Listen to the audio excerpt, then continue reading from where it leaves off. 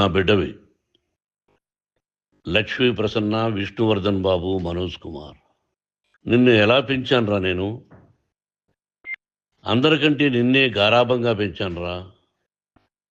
నీకే ఎక్కువ ఖర్చు పెట్టి చదివించాలని ప్రయత్నం చేశానురా. నువ్వు ఏది అడిగినా నేను నీకు ఇచ్చానురా. కానీ ఈ రోజున నువ్వు చేస్తున్న పని బిడ్డల గుండెల మీద తంతారంటారే, అలా తన్నేవరా. మనసు ఆవేదనతో కింగిపోతుందిరా. నేను మీ అమ్మ ఏడ్చుకుంటున్నావురా.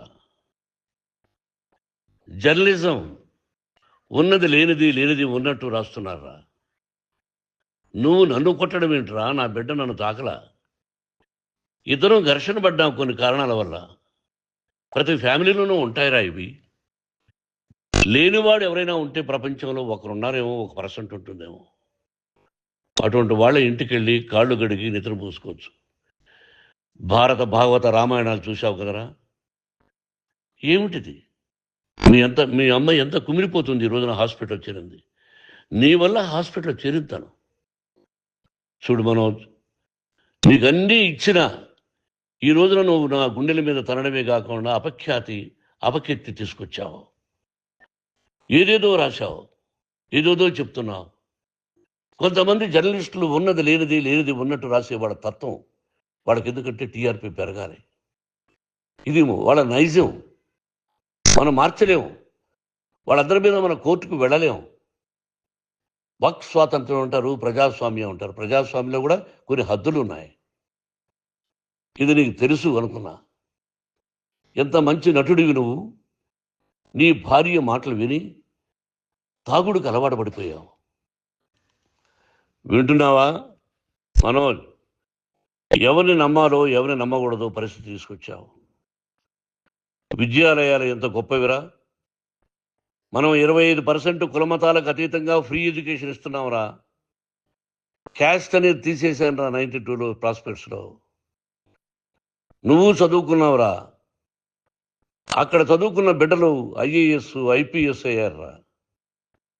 ఎంతోమంది గొప్పవాళ్ళు అయ్యారా. నువ్వు నటుడుగా ఎంతో గొప్పవాడివి. తాగుడికి అలవాడబడి నువ్వు నీ భార్య ఇంట్లో బిహేవ్ చేస్తున్న విధానం ఆ భగవంతుడు సర్వేశ్వరుడు తెలుసు. భగవంతుడు చూస్తున్నాడు రా. నేను తప్పు చేసినా, నువ్వు తప్పు చేసినా, ఎవరు తప్పు చేసినా. ఎంత అవకాశం ఇచ్చావు మాట్లాడుకునేదానికి అందరికీ. ఇన్ని సంవత్సరాల్లో మన విద్యాలయాల్లో ఒక్క తల్లి కానీ ఒక తండ్రి కానీ ఏమైనా చెప్పారా? ఆ బిడ్డలు మన బిడ్డలు రా. మీరెంతో నాకు అక్కడ ఉన్నవాడు కూడా నా కూతుర్లు, నా కుమారులు. ఎంతమందికి ఫ్రీ ఎడ్యుకేషన్ ఇస్తున్నావు. వాడి దగ్గర ఏది ఆశించలా. నువ్వు ఎందుకు ఇలా తయారైపోయావు? ఎందుకు ఇంట్లో ఉండే పని వాళ్ళందరినీ కొడుతున్నావు? వాడు పని చేసుకోవడానికి మన ఇంటికి వచ్చాడు రా. ఆ పనివాడిని కొట్టడం చాలా మహాపాపంరా. నేను వేరురా. నేను దండించడం వేరురా.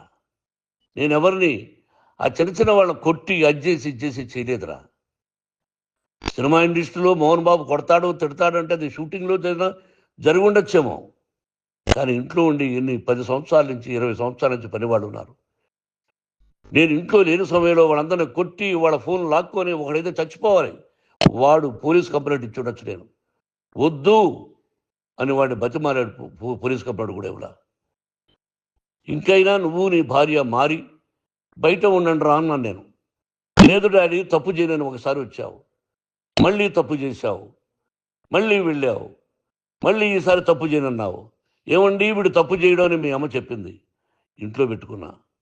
మళ్ళీ నువ్వు చేస్తున్నది, ప్రతిరోజు నువ్వు తాగుతున్న విధానం నీకే తెలుసు. ఇది ప్రజలు నమ్ముతారా లేదా అనవసరం నాకు. నేను నీకు చెప్తున్నా, ఇంతటితో పులి స్టాప్ పెట్టాలి. 3 రోజుల నుంచి రకరకాలుగా రాస్తున్నప్పుడు నా మనసు ఆవేదనతో ఉంది. మళ్ళీ చెప్తున్నా, Mohan Babu university is greater than temples. Greater than temples. బిడ్డలను కాలేజీలో చేర్చుకునే ముందు చెప్తారు, అన్నయ్య ఎంత ఉంది యూనివర్సిటీ రూల్స్, ఇది మా పద్ధతి, మీకు ఇష్టమైతే చేర్చండి. గవర్నమెంట్ ఏమి ఇస్తుందో ఇంత పర్సంటేజీ వాళ్ళకు కూడా మీ దగ్గర ఎందుకు డబ్బు తీసుకుంటున్నామంటే దానికి అర్థం పరమార్థం చెప్పాము. దొంగతనంగా తీసుకోలేదు. ప్రతి దానికి చెక్కులు ఉన్నాయి, అది అకౌంట్ ఉంది. దానిలో తప్పులు జరిగితే డిపార్ట్మెంట్ ఉంది. కాలేజీలో ఇంకేమైనా తప్పు జరిగితే గవర్నమెంట్ ఉంది. ఇవన్నీ నీకు తెలుసు. ఈ రోజున ప్రపంచంలోనే నెంబర్ 1గా చేయాలని మీ అన్న కష్టపడి ఇతర దేశాల్లో నెంబర్ 1 యూనివర్సిటీ టైఅప్ చేశాడు. ఈ రోజు నువ్వు చేసిన విధానం ఏమిటి? నువ్వే ఒకప్పుడు నాకు ఇవి ఏమొద్దు నేను యాక్టింగ్ అన్నావు. ఈ రోజున ఏం చేస్తున్నావు? విద్యాలయాల మీద పడ్డావు. తల్లిదండ్రులు చాలా గొప్పవాళ్ళరా. కొంతమందికి డబ్బు కట్టలేకపోవచ్చు, కట్టని వాళ్ళకు కొంత సహాయం చేసావు. అంతా సహాయం చేయలేము. బ్యాంకుల్లో డబ్బు కట్టాలి, లెక్చరర్స్కి డబ్బులు ఇవ్వాలి, యూనివర్సిటీ బ్రహ్మాండంగా నడపాలంటే మంచి లెక్చరర్స్ కావాలి. ఇవన్నీ తెలిసి చేస్తున్నావురా 32, 33 సంవత్సరాల నుంచి. అది పక్కన పెడితే అందరినీ కొట్టడానికి వస్తావు. మీ అన్నం తిడతావు. ఒక వ్యక్తి వినయ్ గారని ఆయన వ్యక్తి హెల్ప్ చేయడానికి వస్తే ఆ వినయ్ ఎవరు లజ్జాగుడికి చంపేస్తాను వాడు అన్నావు. ఇవన్నీ ఎంత తప్పురా? అంటే మీ నాన్నగారికి ఎవరు సహాయం చేయడానికి వస్తే వాళ్ళందరినీ లజ్జాగుడుకులు అంటావు, చంపేస్తానంటావు. మీ అన్నను చంపేస్తానన్నావు. చంపరా చూద్దాం మీ అన్న. నేనే అన్నా. తాకరా నీ ధైర్యం ఉంటే అన్నా. ఎంతమందిని చంపాలనుకుంటున్నావు? ఎంతమందిని చేయాలనుకుంటున్నావు? నువ్వు ఏం సాధించాలనుకుంటున్నావు? ఆలోచించుకో. ఈ ఇంట్లోకి అడుగు పెట్టడానికి నీకు అధికారం లేదు. ఇది నా కష్టార్జితం. మా నాన్నగారు 10 రూపాయలు 10 పైసలు కూడా ఇవ్వలేదురా. మంచి జన్మనిచ్చాడు మా నాన్నగారు. మద్రాసుకు వెళ్ళి వీధుల్లో అడుగు తిన్నాను రా. ఒక పూట కూడా భోజనం లేకుండా అడుగు తిన్నాను రా. న్యాయంగా మోహన్ బాబు తిడతాడు కొడతాడంటారు కానీ మోసగడనం లేదురా. నీట్ పార్లమెంటేరియన్గా బయట వచ్చాను రా. నువ్వు నా పరువు ప్రఖ్యాతులు మంట కలిపావు. ఏమిటి నేను చేసిన అన్యాయం? నీకు జన్మనిచ్చాను, అదా నేను చేసిన పాపం. అందుకే ఇది నా ఇల్లు అన్నావు. నువ్వు నీ ఇల్లు కాదు. నీ కష్టార్జితంతో నువ్వు సంపాదించుకున్న ఇల్లు నీది. ఇది నా డబ్బు, నా కష్టార్జితం. నా కష్టార్జితంలో నేను పిలిస్తేనే మీరు ఇంట్లోకి రావాలి. అటువంటిది పోగొట్టుకున్నావు నువ్వు. ఆస్తులు అంటావా? ముగ్గురికి సమానంగా రాయాలా లేదా అది నా ఇష్టం. ఆస్తులు ఇస్తానా, లేకపోతే గంగపాలు చేస్తానా, లేకపోతే ఎవరికైనా దానధర్మాలు చేస్తానా, అది నాకు సంబంధించిందిరా. నా కష్టార్జితం రా. మీరు చేస్తున్న విధానం గుణగణాలు కావాలరా. మందు తాగచ్చురా. ఎంత తాగాలి? నేను కూడా 1 or 2 పెగ్స్ తీసుకుంటా. ఇది తప్పు కాదు, జనానికి తెలియాలి. నా డబ్బు ఇది. తాగి ఎవరిని కొట్లా, తాగి నేను తింటున్నా. అది ప్రజలకు అక్కర్లా. నేను తప్పు చేస్తేనే ప్రజలకు కావాలా. ఇవన్నీ ఉన్నాయిరా. ఇవన్నీ తెలుసుకో. జర్నలిస్ట్ సోదరులారా, మీకు నా గతాన్ని తెలుసు, నా భవిష్యత్తు, నేను ఎక్కడి నుంచి వచ్చాను కూడా మీకు తెలుసు. ఈ రోజున మీరు రాస్తున్న విధానం, నా బిడ్డ నన్ను కొట్టాడన్నారు. ఎంత తప్పు! ఈ రోజున నా బిడ్డ మీద కోపంతో అవును చెప్పచ్చు. కాదు, వాడు నా మీద చెయ్యెత్తలేదు. నేను ఘర్షణ పడ్డాం. ఘర్షణ వేరు, కొట్టుకోవడం వేరు. గాయాలతో హాస్పిటల్కి వచ్చి కుంటుకుంటుగా నడిచాడు. మళ్ళీ ఏమని పోలీస్ స్టేషన్కి వెళ్ళి చెప్పాడు. ఎవరో 2 ఉన్నారు, వాళ్ళిద్దరూ నా మీద దాడి చేశారన్నాడు. నా ఇంట్లో పనిచేస్తున్న వ్యక్తుల గురించి పోలీస్ స్టేషన్కి వెళ్ళి చెప్పవలసిన అవసరం అతనికి లేదు, హక్కు లేదు. పోలీస్ డిపార్ట్మెంట్ కూడా తెలుసుకోవాల్సిన విషయం.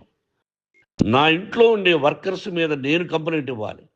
నువ్వు పర్మిషన్ లేకుండా నా ఇంట్లోకి నువ్వు చొరబడి ఇల్లు నాదంటూ ఇంట్లో పనిచేస్తున్న వర్కర్స్ మీద కంప్లైంట్ ఇచ్చావు. అది ఎంతవరకు పోలీసు న్యాయమో రూల్సో చూద్దాం.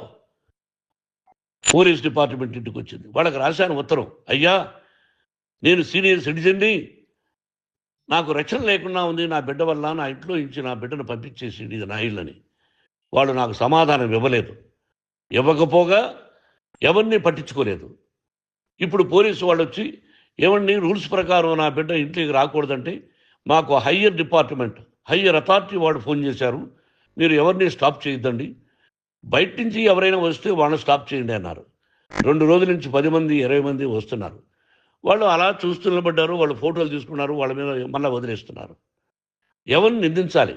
But I give respect to the police department. వాళ్ళకి ఎవరు ఏ అధికారి ఫోన్ చేశాడో, ఆ అధికారికి ఏ పొలిటీషియన్ చేశాడో అది వాళ్ళకే వదిలేస్తున్నా. కాబట్టి వాళ్ళు పోలీస్ కంప్లైంట్ ఇచ్చినా కూడా మేము సంబంధం లేదని అంటున్నారు. కాబట్టి నేను నా బిడ్డను నిన్ను నాపు చేస్తున్నా. నువ్వు ఇంట్లోకి వచ్చే అధికారం నీకు లేదు.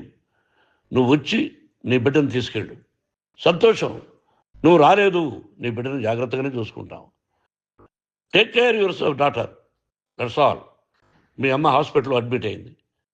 రేపో ఎల్లుండో మీ అమ్మను పిలిపించి బాగైన తర్వాత ఇదిగో నువ్వు నీ కొడుకు బిడ్డను తీసుకెళ్ళి వాడికి అప్పచెప్పని చెప్తాను పోలీసు వాళ్ళ ఆధ్వర్యంలో. ఇది 100% జర్నలిస్టు సోదరులారా, పులి స్టాప్ పెట్టండి. మీకు కుటుంబాలు ఉన్నాయి, మీ యజమానులకు కుటుంబాలు ఉన్నాయి. మీ కుటుంబాల విషయాలు, మీ యజమానుల కుటుంబాల విషయాలు మేము ఎవరు జోక్యం చేసుకోవాలా. మేము నటీనటులం. మాది తప్పుంటే నటుడుగా నన్ను ఫెయిల్యూర్ అని రాయండి, నా నటన బాగలేకపోతే రాయండి. బట్ ఇంటి లోపల సందులో నుంచి చూస్తూ తప్పు చేస్తున్నామని ఉన్నది లేనిది లేనిది ఉన్నట్టు రాయకండి. మీకు నా హృదయపూర్వక నమస్కారాలు. ఇన్ని రోజులు హృదయపూర్వకంగా ఎంకరేజ్మెంట్ చేశారు. ఆ ఎంకరేజ్మెంట్కు నమస్కారం చేసుకుంటూ I love you all. I love you police department.